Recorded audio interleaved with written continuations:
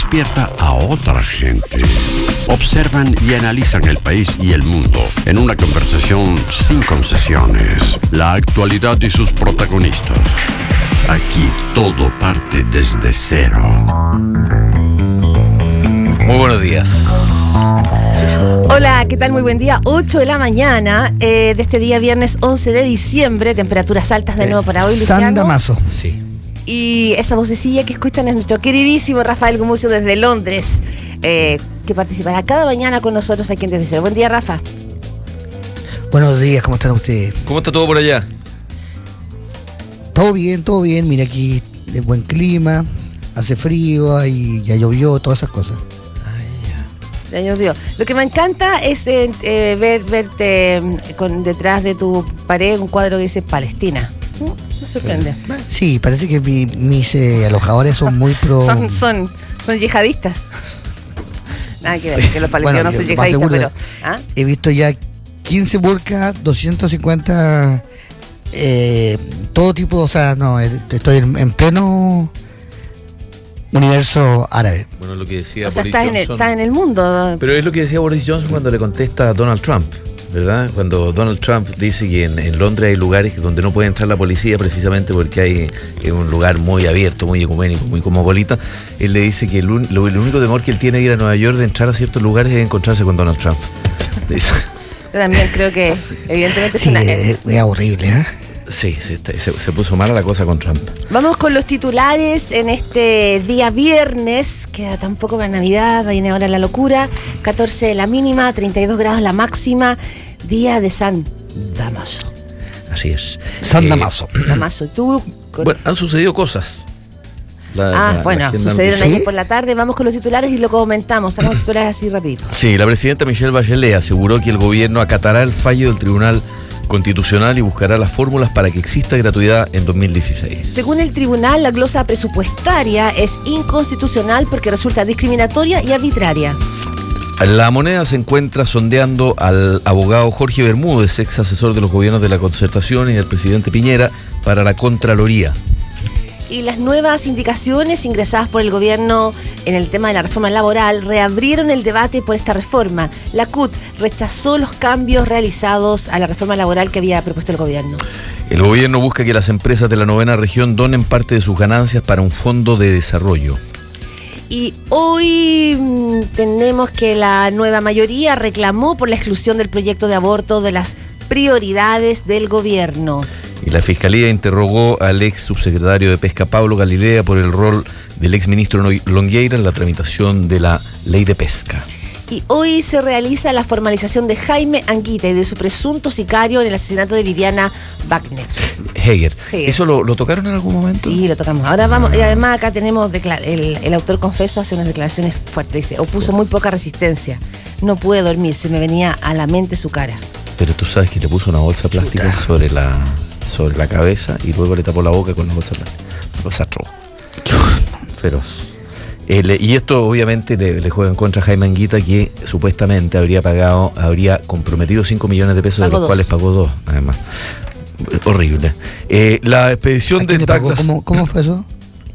El Jaime Anguita, el marido de Vivian Heyer, era un ingeniero que se declaró inocente durante todo este tiempo.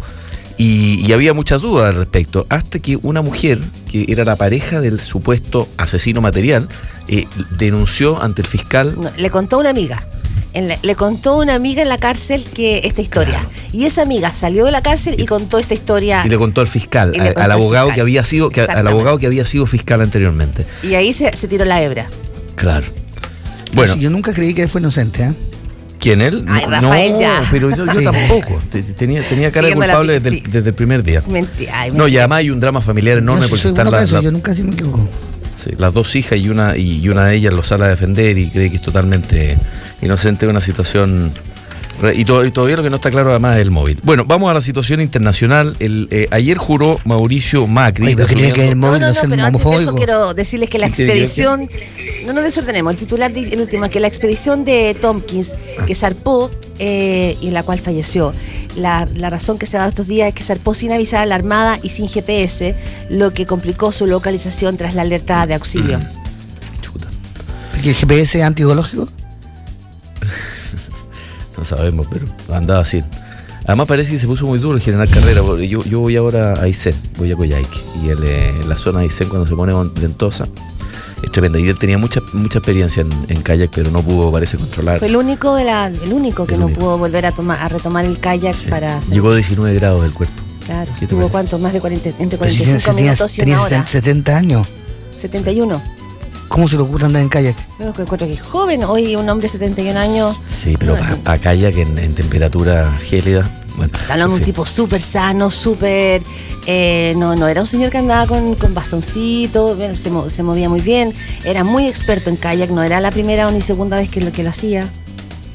Pero andar 70 años en kayak no me parece... Sin GPS. Sí, no, fue un poco ¿Quién osado, anda con GPS? No, pero si te metías no sé, me imagino que tenéis que dar a la Gobernación Marítima, tenéis que dar aviso, y es lo lógico. Bueno, en fin, ayer asumió Mauricio Macri oficialmente las funciones en la Casa Rosada, con una serie de polémicas que podemos abordar, y no sé si son del caso. En todo caso, la presidenta saliente no estuvo, se tomó un avión a Río Gallegos para llegar a la asunción de una pariente. Y bueno, y ojalá que sean buenos y mejores tiempos. Vamos a hablar de Argentina en el segundo bloque, sobre lo que viene, sobre lo que ha pasado. La verdad es que la falta de comillas, digo yo, de sentido republicano es brutal. Absolutamente. Y lo otro me llama la atención, la manera en cómo iba Macri con su mujer, muy guapa ella. Era un auto, no era un descapotable como el que funciona acá, viste que acá tenemos un descapotable antiguo que se hace la entrada por la Alameda. Claro, no, este era como un auto cualquiera con el techo, que se le corre el techo y que uno saca la cabecita, como cuando era.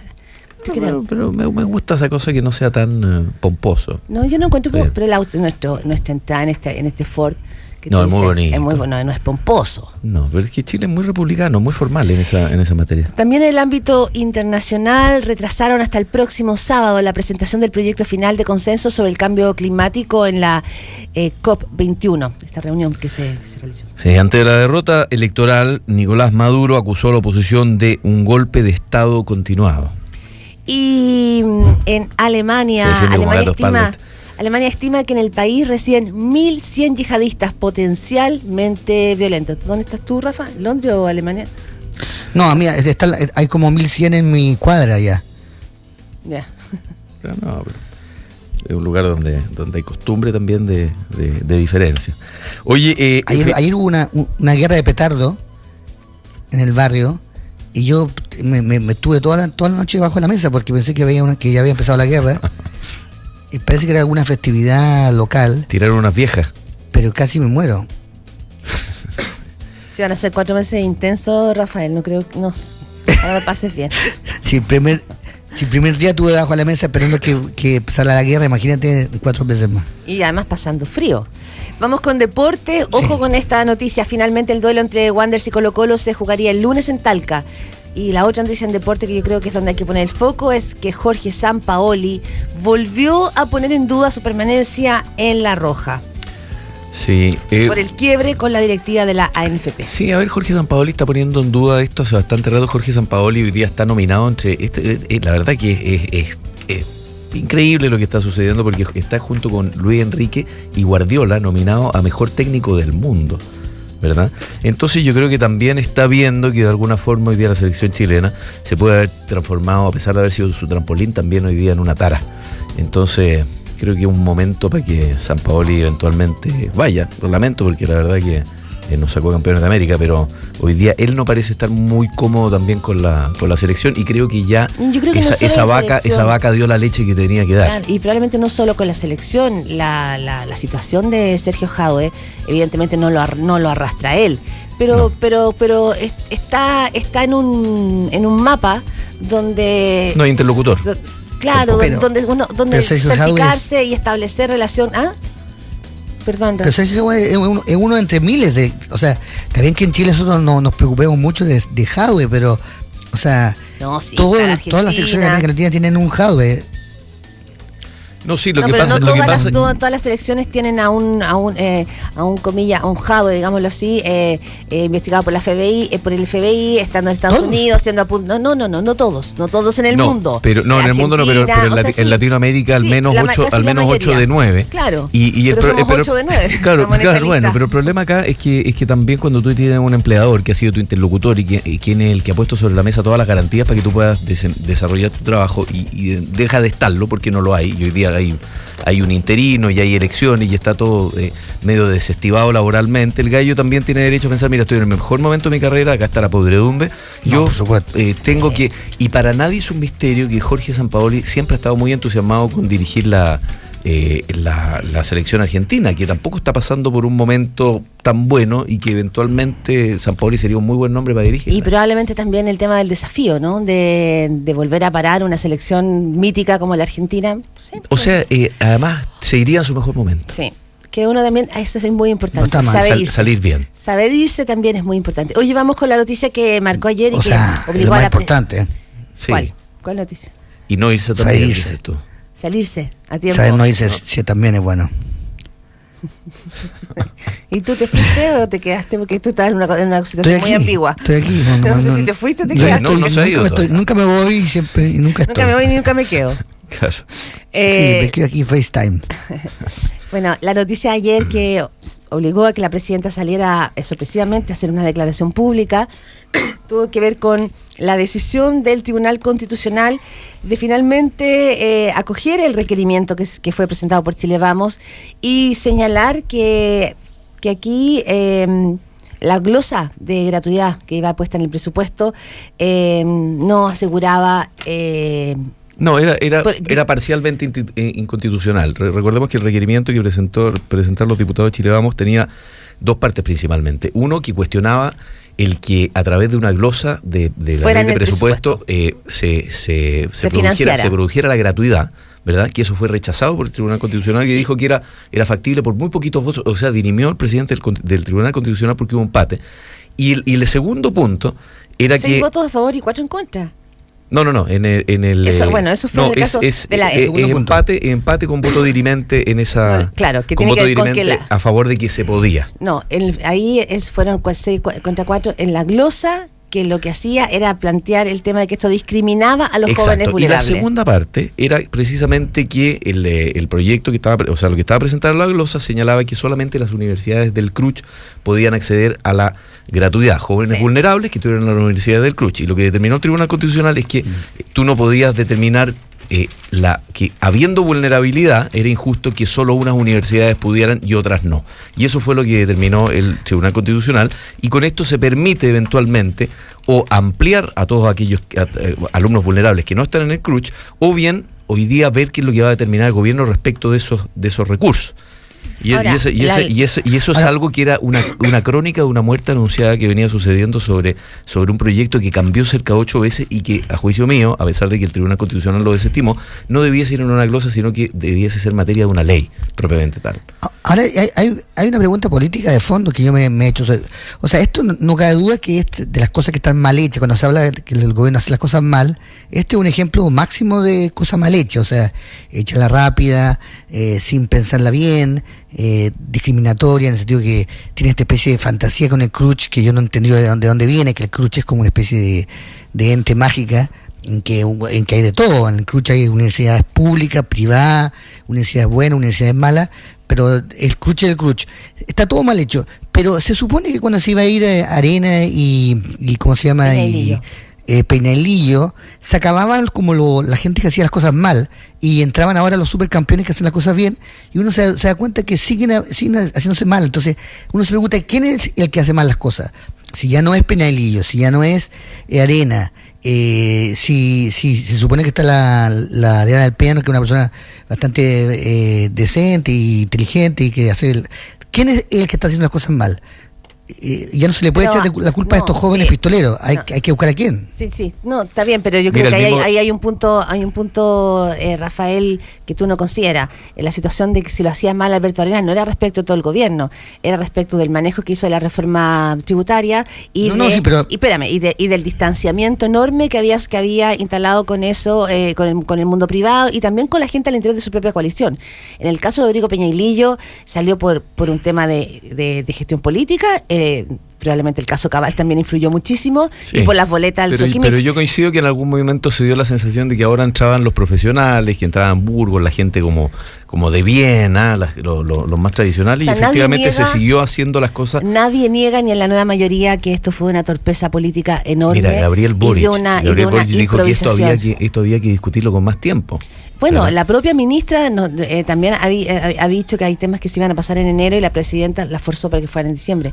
El mismo proyecto claro, de la educación superior. El tema de la gratuidad es parte, digamos, de un conjunto de medidas respecto de la reforma educacional. No es solamente la reforma educacional. Sí, yo coincido y en eso yo creo que tiene que haber una certificación de calidad de las universidades a las que tú como Estado le vas a pasar plata. Pero si la hay, pues hay una agencia precisamente. Entonces lo que no se entiende es que se diga por qué el CRUCH, si se ha pedido acreditarse a las universidades durante tanto tiempo. ¿Te fijas? Entonces, a nosotros como universidades X, la que sea, se nos ha pedido acreditación, y sobre esa base se nos aseguran ciertos recursos, porque cumplimos con ciertos estándares, ¿verdad? Y ahora se nos dice que porque no estamos en el club del CRUCH, que como dice Rafa, hoy día es cualquier cosa, ¿verdad? Nos dejan sin recursos. Entonces, era obvio que se iba a recurrir al también había una petición, aquí había una petición no solo del CRUCH, había una petición de sectores, incluido la Democracia Cristiana al interior de la nueva mayoría, de abrir esta gratuidad a los institutos técnicos profesionales, porque como el INACAP, por ejemplo, porque que es el emblemático. Un grupo no menor probablemente de alumnos del alumnado más vulnerable estudia carreras técnicas. Entonces esa también era otra tensión. Ahora la pregunta es, ¿qué hace el gobierno? Porque la presidenta sale ayer muy dura, venía de regreso de la Argentina, de la asunción de Macri. Oye, yo pienso que se le metió el fantasma de la Cristina Fernández después de lo que vi. ¿Por qué? Porque salir con una campaña que dice 200.000 sin gratuidad es querer engañar a la opinión pública respecto de lo que ocurrió. Porque lo que dijo el Tribunal Constitucional no era que 200.000 personas no podían tener gratuidad, era que no se podía discriminar a aquellos que no formaban parte de las universidades del CRUCH. Sí, pero aparece ella diciendo, no vamos a dejar la gratuidad de lado, no nos van a cortar la gente que no quiere gratuidad. Pero eso no es cierto, acá no se está discutiendo si va a haber o no gratuidad, ya se decidió que va a haber gratuidad. Lo que se está diciendo es que más gente va a poder acceder a la gratuidad, porque la glosa que ellos mismos pusieron era discriminatoria. Pero evidentemente está en juego la gratuidad. Por lo menos este año está en juego la gratuidad. No, porque va a tener que ser más gradual, probablemente, de acuerdo a los recursos, a los mismos recursos, a los 170.000 millones de dólares que ellos mismos pusieron en la partida presupuestaria. Yo estoy planteando otro problema, que yo creo que es de fondo. Yo sé que varios ministros de este gobierno estaban totalmente en contra de esta glosa, y que a mucha gente del gobierno le parece absurda, pero hay alguien más arriba que estos ministros que insistió en esto. Pero Rafa, dinos quién. Bueno, ahí viene. ¿Quién está más arriba del ministro de Educación y quién está más arriba del ministro de Hacienda? La presidenta. Y esta es una locura de la presidenta, que se empeñó y se volvió loca con este tema, porque había prometido esto, y lo prometió el 21 de mayo sin consultarlo siquiera, y lo prometió, entonces eso lo que me puse grave y peligroso. Estas personas que quieren cumplir a rajatabla con sus compromisos, de lo mismo cómo y cuándo, una especie de ceguera absoluta. Si nadie espera que uno cumpla con todos sus compromisos. Si yo cumpliera con todos mis compromisos, imagínate, me iría pésimo en la vida. O sea, probablemente a Bachelet no la van a medir por si la reforma laboral sacó o no sacó los turnos de reemplazo. La van a medir respecto de la gratuidad. La sensación en la ciudadanía es que aquí sus hijos el próximo año van a tener universidad gratis. Sí, es bueno, eso te lo dicen los parlamentarios cuando han hecho campaña. Esa es la sensación ciudadana. Lo que pasa es que la gratuidad se puede medir o por beca, financiada a través de beca, o a través de, no aparte, basarla en las instituciones que pueden otorgar esta gratuidad. Estamos en línea ahora con el rector de la USACH, Juan Manuel Solesi, precisamente para conversar de este tema. El rector. ¿Cómo están? Buenos días. Bien, ¿Con qué tengo el gusto? Con Luciano Cruzcoque y Claudia Álamo y Rafael Gumucio desde Londres. Muy buen día. Desde Londres, qué maravilla. Nada menos. ¿Cómo le cae este fallo a la USACH, rector? ¿O cómo lee usted finalmente esta decisión del Tribunal Constitucional de declarar anticonstitucional? Esas son dos preguntas. Sí. O sea, ¿cómo le cae a la universidad? Complicado, porque es bueno ya a esta altura tener claridad respecto de qué tipo de recursos vamos a disponer, por qué vía, digamos, y la cantidad. Y eso no está claro hoy día, digamos. O sea, ahora, ¿qué me parece en el fondo? Perdón, rector, solo en esa pregunta. ¿Ustedes en la USACH tienen comprometidos sus recursos pensando que la gratuidad corría? ¿O en el diseño estratégico del próximo año?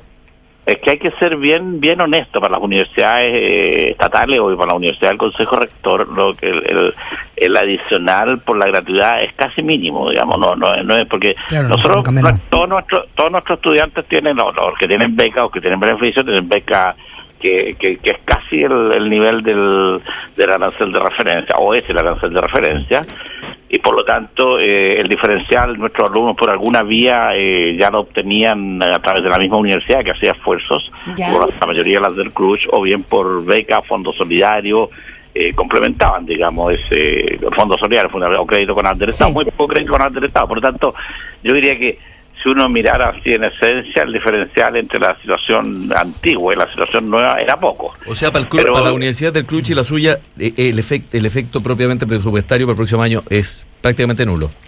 No, o sea, en este momento es complejo, porque como las becas se habían rebajado, sí. Ya, y se había puesto, en vez de las becas, la gratuidad, si no hay disponibilidad en términos de gratuidad por la forma como se iba a entregar, digamos, entonces obviamente que es complicado, porque no tenemos ni las becas ni la gratuidad. Pero sí, claro. Pero pero en condiciones normales, como iba el plan, no era un gran salto desde el punto de vista del aporte de recursos, digamos. Y en su opinión, ¿cómo? Perdón, Rafa, ¿tú querías decir algo? No, si está la plata ya en el presupuesto, ¿no se pueden transformar esa plata en becas o en aportes basales? No, es que no es tan simple, porque el Ejecutivo tiene que cumplir lo que el presupuesto dice. Entonces, si las becas iban para gratuidad, tiene que hacerlo por ese concepto, digamos. No puede hacer lo que quiera con la plata. Es otra partida. Ahora, rector, la presidenta... distinta, digamos. Bueno, ahora la pregunta 2, rector. ¿Qué lectura hace usted de este impasse? Un impasse que es una decisión puesta, una acción interpuesta por la derecha, un gobierno que se ve sorprendido frente a algo que muchos senadores de la propia nueva mayoría estaban alertando de que podía tener visos inconstitucionales. Es decir, ¿cuál es la lectura que está haciendo usted de este tropiezo? A ver, primero yo creo que el gobierno no se puede ver sorprendido, digamos. A mi modo de ver, había situaciones que eran delicadas. Por ejemplo, el tema de la triestamentalidad, que lo señalan con un voto bastante más fuerte que era un tema que preocupaba y que yo no sé cuál es el origen de eso y por qué, digamos. Y después, cuando se trató de incluir a otras instituciones fuera del Consejo Rector, ya el tema se empezó a complicar y ahí la cosa empezó a no quedar clara, digamos, respecto de la exigencia. Por lo tanto, la sorpresa no puede existir, digamos. O sea, evidentemente no se sorprendió, pero en el fondo, si ayer habló la presidenta y dijo la gratuidad va de todas maneras, dijo la presidenta, vamos a acatar el fallo. Pero quiero decir a los jóvenes chilenos... Tiene otra alternativa, digamos. Claro, porque ella dice, voy a respetar el Estado de Derecho. Pero dice, voy a dar gratuidad sí o sí, eso es lo que le quiero decir a nuestros jóvenes. Pero probablemente si no se hubiesen sorprendido, podría haber tenido un plan B en el que se hubiese entregado una propuesta. Yo me imagino que tiene un plan B, pero tiene que esperar también el dictamen final del ¿cómo se llama? El tribunal. Digamos, lo que hay ayer es la salida oral que se llama para que no haya filtraciones, o sea... ¿cómo se llama? El tribunal comunica rápidamente para que no hayan después filtraciones, que se dijo esto, que se dijo todo. Entonces, y luego debe fundamentar el fallo. El escrito es el que vale, digamos. Lo de ayer es muy buen indicador y seguramente eso va a ocurrir. Pero yo no sé de todas las condiciones de elegibilidad cuál de todas va a ser más cuestionada que otra. Una está más cuestionada, que es la triestamentalidad. Y la otra, de todas las otras, no sé si todas van a ser igual o hay algunas que se salvan. El gobierno improvisó. ¿Qué universidades son El gobierno, perdón, Rafael. ¿Qué universidades son triestamentales? ¿Perdón? ¿Qué universidades son triestamentales ahora mismo? La suya, por ejemplo, es a ver, si lo miramos como lo miró los diputados de oposición, dentro de nuestro estatuto no está contemplado la triestamentalidad, pero en nuestra universidad los estudiantes y los funcionarios participan en los consejos de facultad, en los consejos académicos, consejos de departamento. No hay participación en la elección de autoridades, por lo tanto hay participación, y en la mayoría de las universidades el consejo de rectores eso se da, incluso en las universidades católicas, digamos, no hay dificultad en eso. Estamos con el rector Juan Manuel Solesi, el rector de la USACH. Sí, Ignacio Walker planteó que aquí la solución más plausible y menos dañina sería implementar la mayor cantidad de becas posible para los alumnos vulnerables de la universidad que esté acreditado, sea cual sea. ¿Eso para la USACH en particular es bueno, es relativamente malo en comparación con lo que existía? Porque lo que hay que ver acá es para quién representa efectivamente un conflicto. Usted me dice que para las universidades del CRUCH es la verdad marginal. Entonces la forma de becas, que es la que propone el expresidente de la Democracia Cristiana, ¿no sería tan mal mecanismo, rector? No, pero mira, yo creo que el problema que se debatió de fondo en el Tribunal Constitucional, por lo menos en las presentaciones, yo no sé si ha habido debate al interior del Consejo del Tribunal, fue el tema ideológico. O sea, aquí estamos entre un modelo de educación y otro modelo, digamos. O sea, es muy simple. Y a mí el tema de becas me lleva a pensar en un modelo de mercado. En un modelo que yo no comparto, digamos, y que la Universidad de Santiago no comparte, lo hemos dicho siempre, digamos. O sea, nosotros pensamos que el mecanismo tiene que ser otro. Que esta no fue una buena medida, probablemente de acuerdo. Que hubo improvisación, probablemente de acuerdo. No tengo dificultad en eso, digamos, porque esto se pensó siempre que el financiamiento iba a ser una herramienta que se iba a discutir en la ley general, digamos, y se anticipó. Pero yo creo que la cosa de fondo que se vio en la presentación, o por lo menos lo que yo leí, es el concepto final que está detrás de esto. Queremos una educación, digamos, en que el Estado esté presente fuertemente, digamos, dando las normas, la regulación y estableciendo los criterios, o un sistema como el que hemos tenido hasta ahora, que prácticamente ha sido un pequeño laissez-faire, digamos. ¿Qué es lo que dijo la presidenta ayer? El tema de fondo fue de eso. Aquí queremos educación. Eso, sí, a mí no me cae clarísimo el tema. La discusión fue esa. Si uno lee la presentación de los diputados, sí, es clarísimo que es el tema. Sí, la última pregunta, rector, tenemos que ir cerrando, pero ¿usted recoge el argumento que sí acogió el Tribunal Constitucional respecto de aquí había una discriminación hacia los sectores vulnerables? Yo lo acepto y lo acato, digamos, no hay ningún problema, digamos, o sea, pero no entre los la discriminación es arbitraria con respecto a las condiciones de elegibilidad de las instituciones, que es muy distinto. Lo que declara discriminatorio en forma arbitraria es las condiciones de elegibilidad. Y dentro de esa destaca una que le da más peso, que es la de la triestamentalidad, que hay que tener un funcionario, un académico o un estudiante en algún consejo. ¿Y qué se le dice a esas universidades que se acreditaron durante tiempo con un proceso, con mecanismos, y el Estado le aseguraba ciertos recursos? ¿Qué sucede con esas universidades que hicieron ese proceso y que hoy día, por no ser parte del CRUCH, eventualmente, de no ser por este fallo, habrían quedado fuera del financiamiento? Yo entiendo que la gratuidad es tal como se planteó, y no creo que hay un país que lo pueda hacer de otra manera. Este es un proceso que es creciente, digamos. O sea, este año partimos de una forma, el próximo año aumentaremos y seguiremos aumentando, digamos. O sea, no puedo decirle no nunca. Yo creo que efectivamente para todos los estudiantes que son vulnerables y que son talentosos, tiene que haber una posibilidad de educación gratuita de calidad. Estudien donde estudien. Pero de opción de estudiar gratuitamente, pero con calidad. Sí, claro. Acuérdense de la Universidad del Mar. Sí. Estamos de acuerdo. Y algunas de las del CRUCH que a veces tienen menor calidad que unas que están fuera del CRUCH, ¿no? Hay algunas del Estado que tienen menos calidad, pero eso es responsabilidad del Estado. Claro, pero lo que hay que evitar... Hubo gobierno militar que las dejó morir. Hubieron gobiernos de la concertación que las dejaron morir más todavía. Hubo un gobierno de oposición que la dejó morir todavía más a las universidades del Estado. Entonces, no le ¿pero la Universidad Católica es una universidad del Estado, la Universidad Católica? No, dije, algunas universidades del Estado tienen acreditación menor que las universidades. Claro, pero hay una confusión entre el CRUCH y universidades del Estado. Porque no todas las universidades del CRUCH son del Estado. Claro, nosotros hablamos que las universidades del Estado, el responsable de que estén en una condición u otra es el Estado de Chile. No, por supuesto. Eso, nada más que eso. Pero lo que me parece complicado es que el CRUCH incluye universidades privadas, universidades católicas, y fuera del CRUCH hay otras universidades que son iguales y que no tienen el mismo derecho. Pero que no existen del Estado fuera, digamos. ¿Ah? No, por supuesto. Sí. Bueno, rector, hablábamos con Juan Manuel Solesi, rector de la USACH. Muchísimas gracias por este contacto gracias, telefónico. Muy amable, gracias. Que esté muy bien, gracias. Luego, gracias. 8:29 de la mañana. En diciembre aprovecha 12 cuotas sin interés de tu tarjeta de crédito Corbanca, corbanca.cl.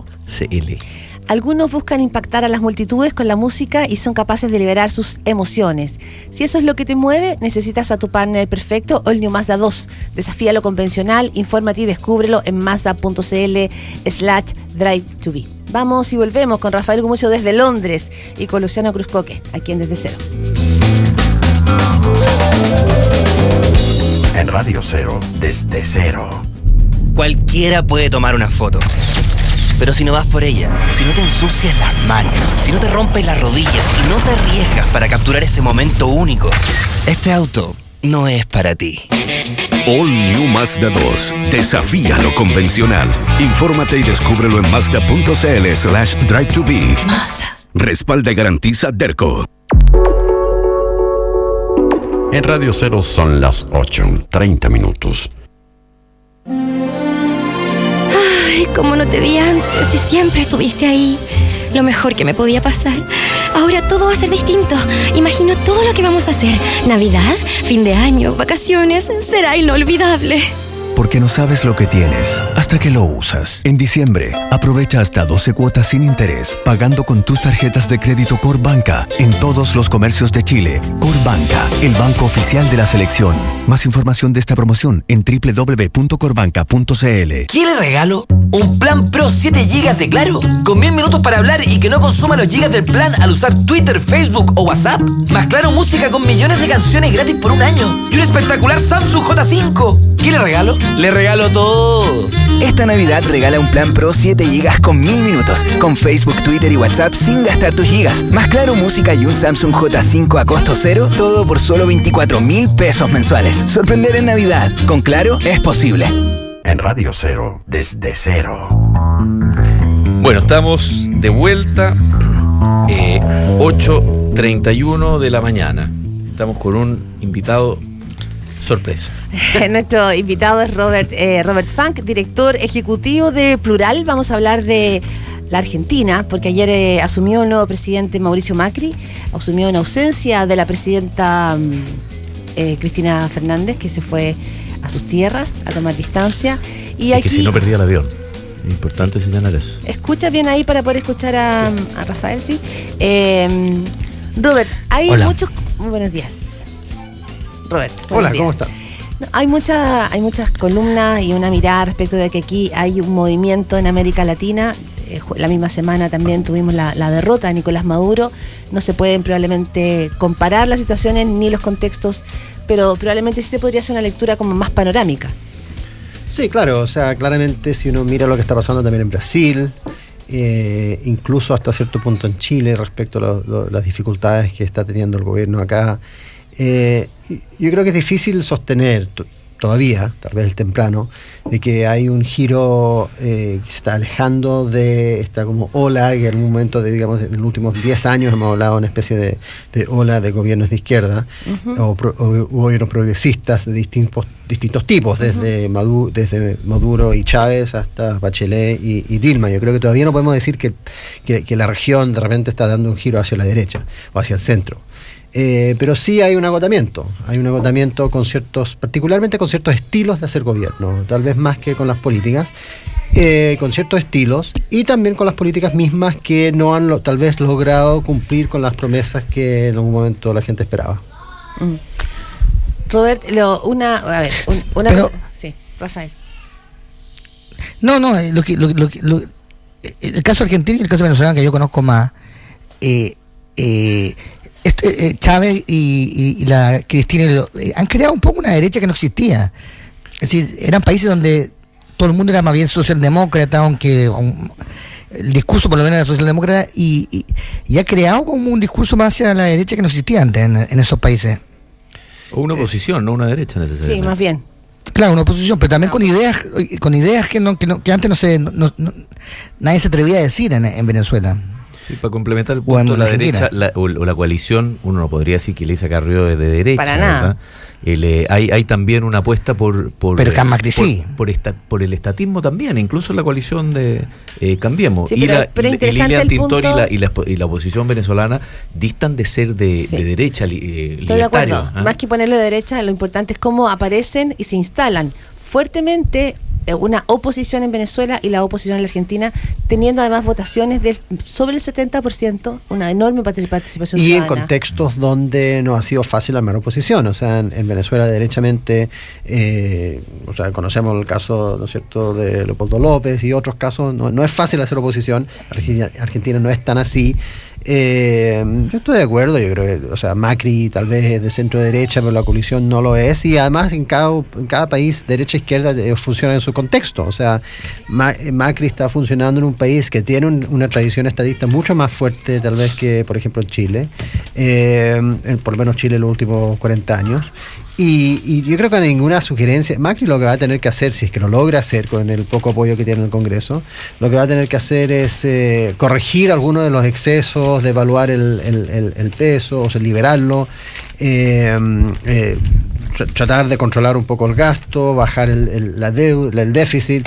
Eso es lo que y tal vez en algunas áreas privatizar, o sea, pero eso también tiene que ver con todo lo que sea, con el nivel de inserción que ha tenido el Estado argentino en la economía en los últimos 10 años, lo que no significa necesariamente que es un gran giro hacia la derecha, sino que una especie de corrección. Sí.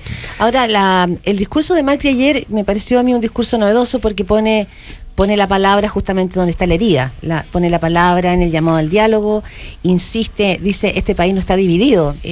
La votación te muestra una división súper polarizada. Ganó por 3 puntos por sobre, digamos, el kirchnerismo. No tiene mayoría en el Congreso, y yo creo que el tensionamiento final, ese round como medio pasional que tuvo con la expresidenta Fernández, te hablan de que es un país dividido y que la gobernabilidad va a ser un factor en juego, y en una coalición política como la que tiene Macri, que todavía no se prueba gobernando. O sea, los líderes no hacen declaraciones como este país no está dividido a menos que el país esté dividido. Claro. Cuando los países no están divididos, no hay ninguna razón por decir eso. Y claramente Cristina Kirchner está jugando un juego que tiene mucho más que ver, creo yo, con la política interna del peronismo y tratar de mantener el control del partido en estos 4 años para luego volver. Y segundo, qué es lo que pasa en 4 o 5 años cuando vuelvan o cuando hay elecciones y tienen opción de volver. Que es el juego. Y por lo tanto yo creo que si la estrategia que usan para eso es una estrategia de división, es una estrategia de oposición. Eso es lo que hemos visto en los últimos días. ¿Tú crees que lo que quiso hacer ella es plantearse en una oposición firme precisamente para hacer la cara opositora y para tratar de hacer la vida imposible al gobierno y aunar la fuerza del Partido Justicialista en torno a ella? O sea, eso es lo que hemos visto. O sea, sí. Claramente. O sea, no fue un arrebato pasional, fue políticamente mucho más digerido de lo que parecía. Yo creo que esto fue, claro, no fue una pataleta, no fue ego, esto fue una estrategia. Creo yo. Sí. Es difícil saber, o sea, igual ella es una persona un poco impredecible, pero se ve también en otros ámbitos las cosas que ya ha tratado de hacer o anunciar Macri respecto al Banco Central, nombramientos, tratar de deshacer ciertos nombramientos, cosas, y hay mucha oposición desde el peronismo. Ojo, no fue solamente la Cristina la que no fue a la no, fue la bancada. Ella dio una orden que la bancada, y básicamente toda la bancada, con pocas excepciones, le hicieron caso. Entonces, claramente hay una estrategia, no una cosa personal. Ahora, a mí lo que me preocupa más, y con esto suma Venezuela también, es si bien apareciera que aquí se está volviendo el péndulo más hacia un centro, para no decir una derecha, porque yo no creo en esa tesis. Pero acá me preocupa la pérdida de ciertos mínimos comunes, mínimos republicanos. Sí. Ayer el hecho de que ella no haya querido entregar el bastón de mando en la Casa Rosada, que se haya producido una situación jurídica que la haya tenido que resolver una jueza, que el mismo Maduro señale que está pensando hoy día si va a construir viviendas porque resulta que le dieron la espalda, es perder ciertos mínimos comunes donde se antepone el bien común general por sobre los bienes partidarios o más específicos de cada sector. ¿Cómo lo ves tú? Nosotros hemos tenido en Latinoamérica distintos tránsitos que van desde los socialismos hasta los liberalismos noventeros. ¿Hacia dónde crees que avanzan estos populismos que hoy día parecen ir en retirada, pero que están corroyendo cierta base común que existía en la República. Como de códigos republicanos. De ciertos códigos, de ciertas maneras, de ciertas formas. Yo creo que una de las cosas positivas, por lo menos desde el punto de vista doméstico, es que ese tipo de comportamiento a nosotros todavía nos choca. Nos choca y no nos toca. Chile, sí. Tenemos poca tolerancia para ese tipo de populismo. En Chile, probablemente fue hace mucho tiempo, pero en la memoria histórica, Pinochet, el dictador, fue al Congreso y entregó la piocha y entregó la banda. O sea, eso es lo que está en la memoria histórica reciente. Pinochet. Claro, pero en esos países no. Hace tiempo que se perdieron de esa forma. También se ha perdido en Perú y o sea, somos una excepción, no es la regla, ni mucho menos en América Latina.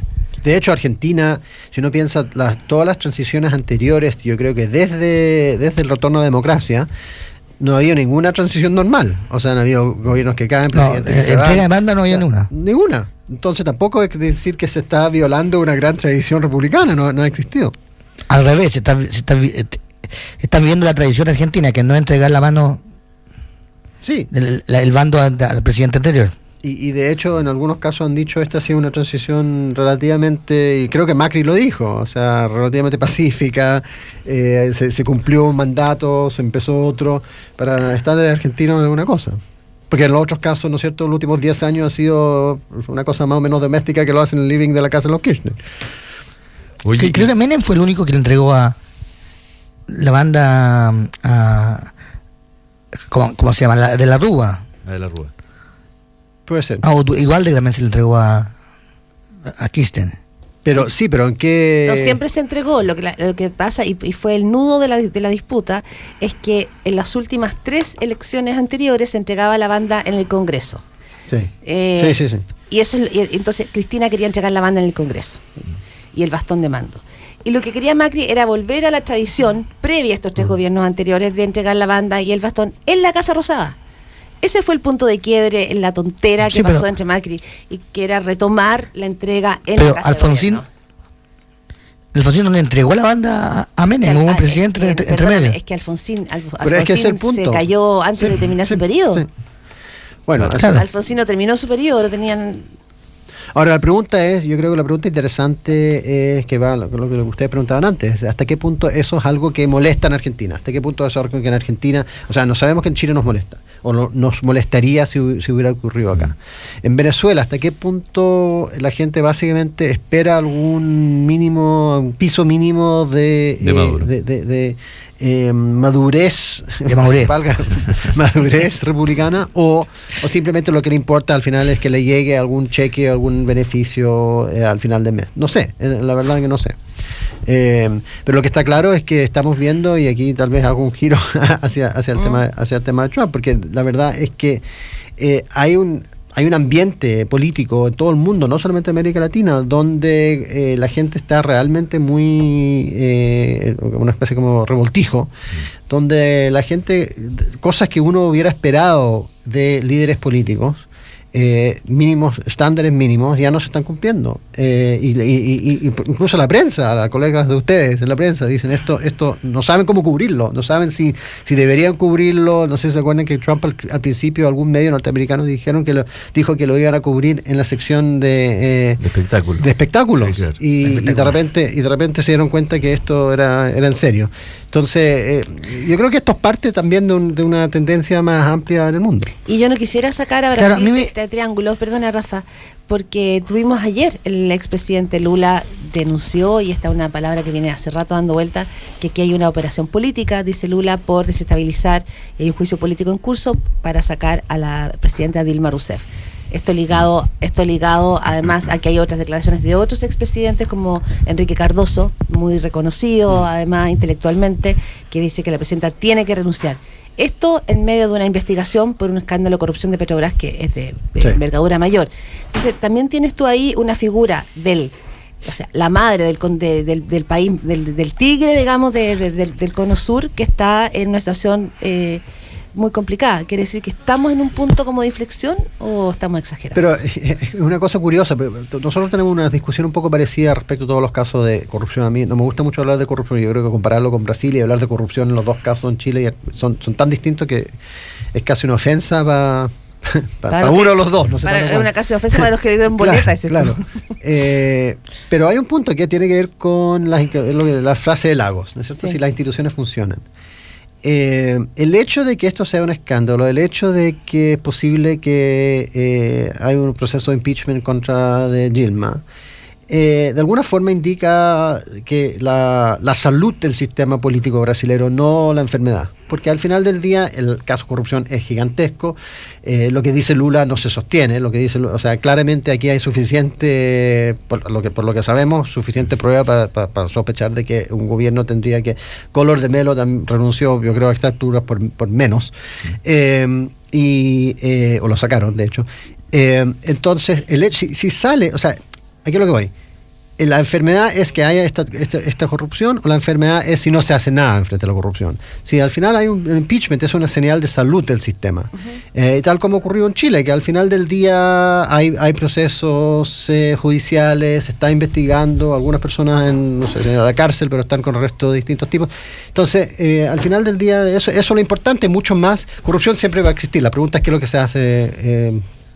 al respecto. Oye, y vamos un pelito a Estados Unidos. Estamos porque con Robert Funk aquí en Deseo Cientista Político, que estamos tenemos un rebrote populista por el lado de Trump, pero también hay un rebrote socialista en Estados Unidos, que antes eran en el Partido Demócrata, que también con Sanders, ¿verdad? Que antes eran bastante morigerados o aplastados rápidamente. O sea, eventualmente el país, el capitalista por esencia, hoy día también está cayendo en prácticas que no son deseables. Hay una anécdota muy divertida que parece que un fotógrafo le estaba tomando fotos a Donald Trump con un águila calva, y parece que el águila calva lo terminó atacando. Sí. Entonces hay unas fotos que son muy simbólicas. Sí, hay una imagen circula en Facebook. Claro. Ahora, yo creo que pensó que su pelo era unido. puede parecer. No sé si se puede comparar a Bill Sanders con Trump. No. Mira, yo creo que no se puede comparar. Yo creo que pero a lo que voy es que son fenómenos atípicos para Estados Unidos. Sí, son fenómenos que demuestran que demuestran que la gente está un fenómeno sano y otro enfermo. No, si Trump la verdad, el tema que yo tengo con Trump en realidad es que yo tengo, no sé, no puede ser tan loco. Entonces lo que lo hace peor, porque eso significa que básicamente si él no cree las cosas que está diciendo, la está diciendo solamente por beneficio político. Electoral, ¿no? Y eso es una irresponsabilidad increíble. Y hay otra diferencia importante entre Sanders y Trump. Sanders al final no va a ser el candidato del Partido Demócrata. Sanders representa, yo creo, le da voz a un sector importante del Partido Demócrata, y eso es súper bueno, porque muchas veces cuando no se le da voz a sector importante se frustran y se van por fuera. Trump le da voz a un sector importante del Partido Republicano, pero resulta que es un sector tan importante que es posible que termine siendo... Está punteando la encuesta. Claro. Y esa es la gran diferencia, ¿no? El partido, lo que es más preocupante es que hay un sector importante. Digamos que es 40 o 50% del Partido Republicano, lo que significa sería tal vez 20% del país. Y 20% del país, casi un cuarto del país, dice dejemos a los musulmanes afuera. Es una cuestión que realmente es... por suerte la clase política en general ha reaccionado bien, incluso los republicanos han dicho esto no es constitucional, esto no puede ser, pero el problema es que la gente quiere eso. Pero uno esperaría, Robert, que eso le pegara en algún minuto de vuelta y nunca le pega. Bueno, llevamos 6 meses esperando... una cantidad de locura, claro, y no le pega nunca. Llevamos 6 meses. Beneficia. Porque la gente tiene miedo. Mira, este fenómeno básicamente, y aquí volvemos también un poco a América Latina y a Europa. Estas cosas surgen, cuando sectores o voces importantes no han sido escuchadas o no tienen canalización, entonces al final, esto pasó con Chávez al final del día. Y segundo, la gente tiene miedo, está frustrada, la economía está... Esto es absolutamente típico de ciclos como el actual. Cuando empezaron las protestas en el año 2011, la gente decía, esto es tan bonito, esto es como el año 68.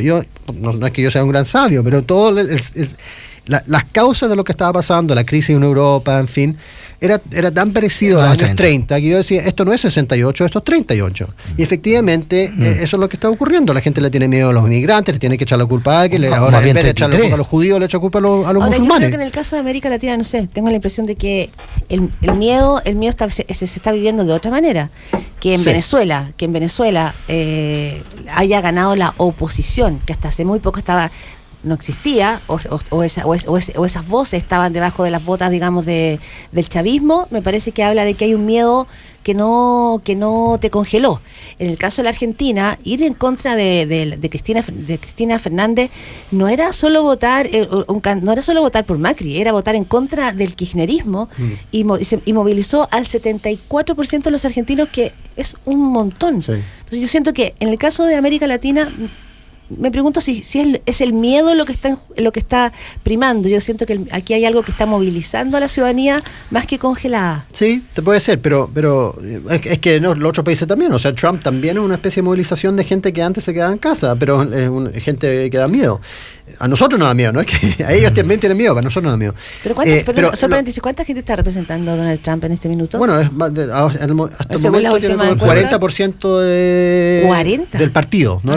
Pero hagamos un link también con lo que pasó en el Frente Nacional en Francia. O sea, esto también es un fenómeno que tiene algo de global también. Sí, pero hay algo respecto a América Latina. Yo creo que es importante esa cosa de movilización, porque, y esto es una crítica que yo le he hecho a la derecha en Chile respecto a la Asamblea Constituyente. Es verdad que en los últimos años la oposición ha estado más o menos pisoteada, con líderes en la cárcel, en fin.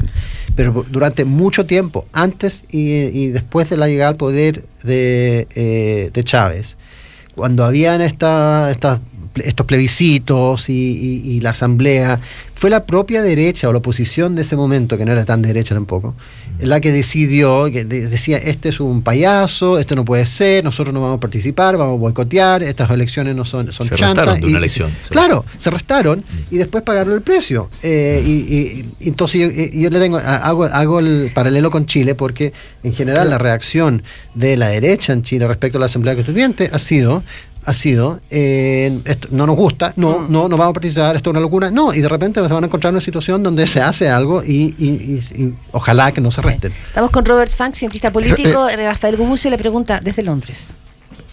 No, lo que queda clarísimo en todas estas elecciones en distintas partes del mundo es que el centro no gana elecciones como ganaba antes. O sea, antes, en los 90 se hablaba siempre que el centro eran donde se jugaba la política, y parece que eso no es cierto ya, ni siquiera, o sea, ni en España, ni en Francia, ni en ninguna parte, en que ya hacia la extrema derecha y hacia la extrema izquierda hay cada vez más gente. Eso es preocupante y al mismo tiempo llamativo, ¿no? La literatura, para ponerme el sombrero profesional ahora, la literatura de ciencia política indica que particularmente en situaciones de gran desigualdad, la gente suele irse hacia los extremos. Es un patrón. A la vez, en general, en sistemas sanos, la gran mayoría de los votantes están efectivamente en el centro. Ahora, yo tengo dudas, por ejemplo, en un caso como Chile, y tal vez otros, la pregunta es, hay dos cosas para mirar. Una es a dónde está el votante y a dónde están los partidos. Y el hecho de que no hayan opciones importantes desde el centro no significa que ahí no estén los votantes. Lo que hizo la Concertación durante muchos años fue efectivamente posicionarse en un sector suficiente del centro como para captar ese voto, y eso lo dejó atrás. Yo creo que ese voto está todavía. Se iba hacia la izquierda, ¿no? ¿El voto o el partido? El partido. El debate político en Chile se ha ido hacia la izquierda. Es que yo creo, sí, el debate se ha ido a la izquierda, pero yo no estoy convencido que los ciudadanos se han ido a la izquierda. Yo creo que ese debate, gracias en gran medida al liderazgo de la nueva mayoría, se ha hecho un giro hacia la izquierda, porque pensaron que tener 100.000 cabros en la calle implicaba que el país se había hecho un giro hacia la izquierda. Yo creo que no es así. 1 millón. Ahora, pero también tomando lo que dice Robert, es porque no hay también alternativa de centro. La nueva mayoría, integrada también por la democracia cristiana, ha sido tirada hacia la izquierda, ¿verdad? Hoy no hay alternativa de centro. Hay un intento que tú conoces muy bien, muy loable, porque que está tratando de hacer amplitud con Velasco, etcétera, pero que todavía no cuaja en términos institucionales. No hay partidos ahí, todavía no hay algo que uno pudiera llamar más institucional propiamente tal. Y por otro lado está Chile Vamos, con los dos partidos tradicionales y algunos movimientos que nos estamos tratando de formar el partido político.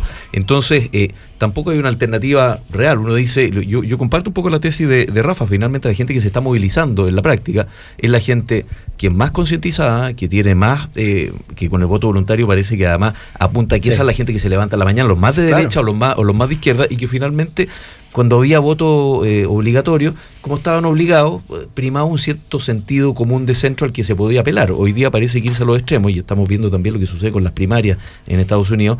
No es rentable. Primero hay que conseguir las nominaciones, y lo vimos Fíjate que, también ¿sabes qué? Creo, a mí me pasa que cuando uno, claro, ve el mapa estructural de cómo se mueve la política, yo no puedo desligarlo de los liderazgos. O sea, acá tenemos que, si uno mira las encuestas, la mayoría ciudadana no está mirando a los partidos políticos ni le importan las coaliciones.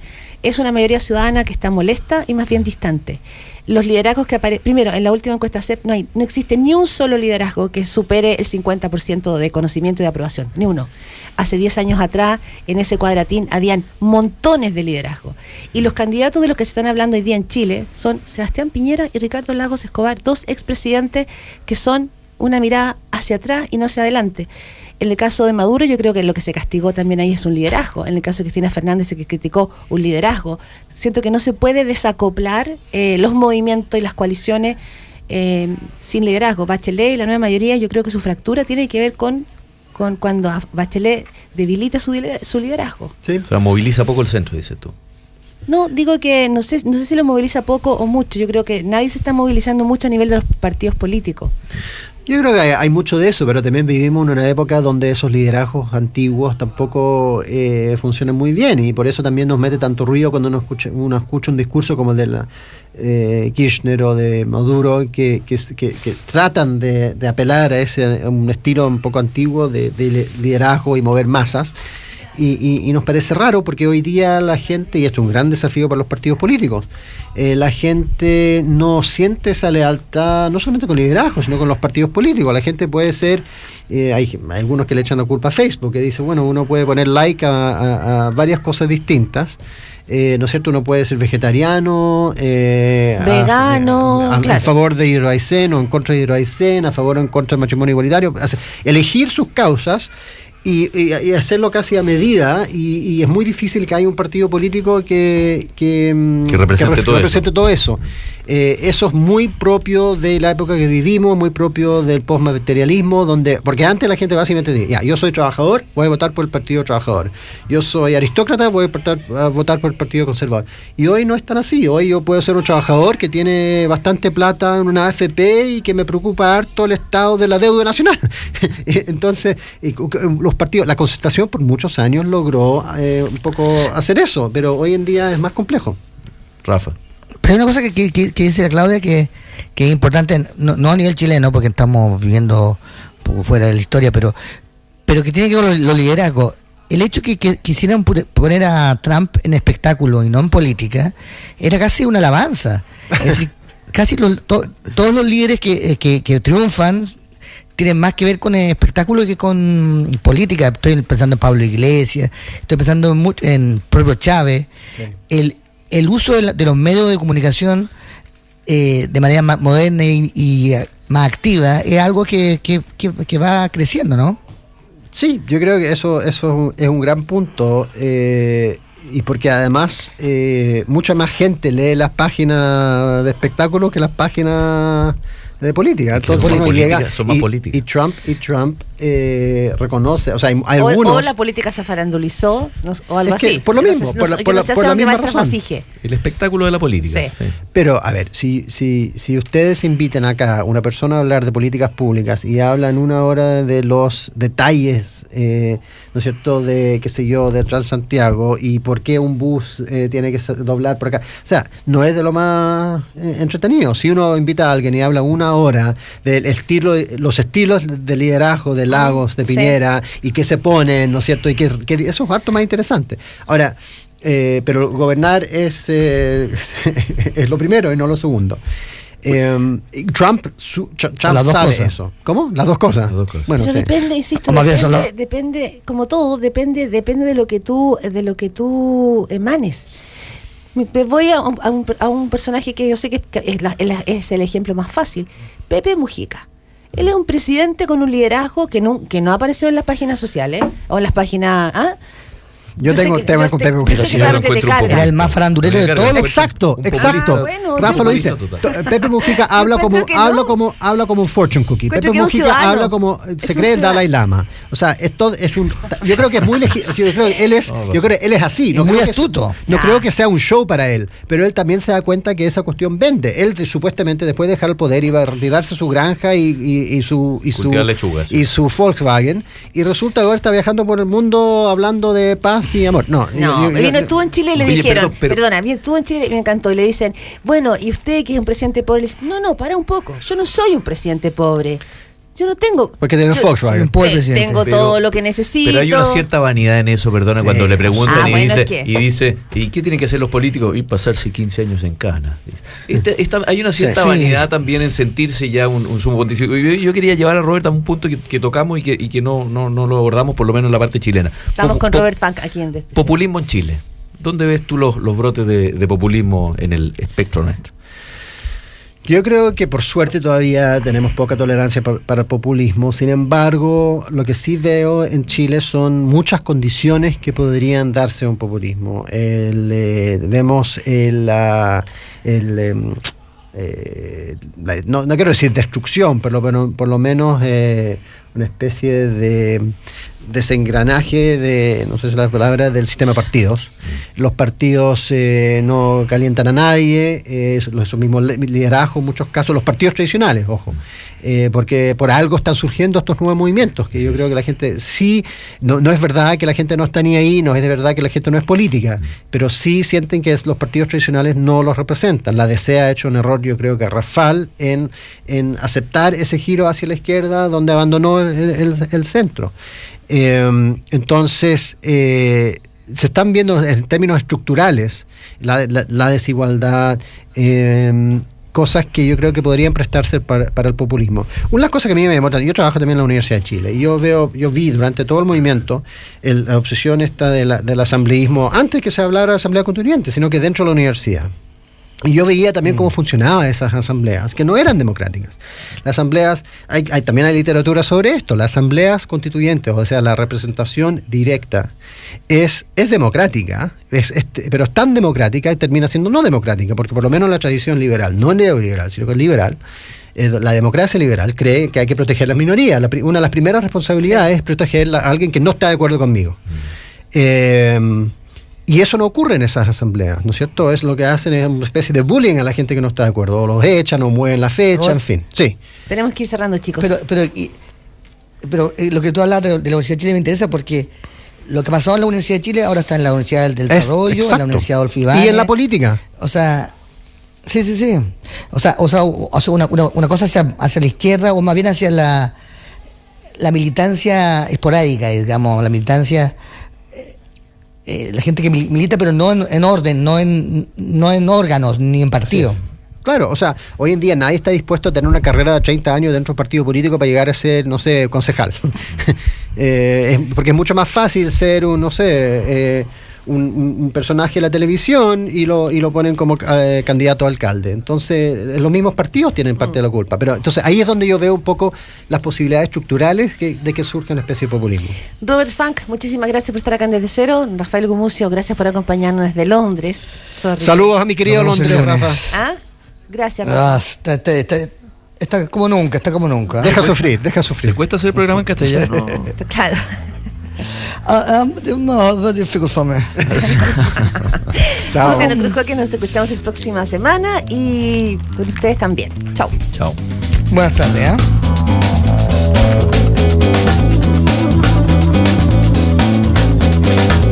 Desde Cero fue presentado por Corbanca, un banco que se mueve contigo. All New Mazda 2. Desafía lo convencional. En Cero son las 9:03 minutos. Esta Navidad, abrir un smartphone Huawei se sentirá como atravesar una carretera a 300 kilómetros por hora con el pelo al viento, el bigote al viento y la sonrisa al viento.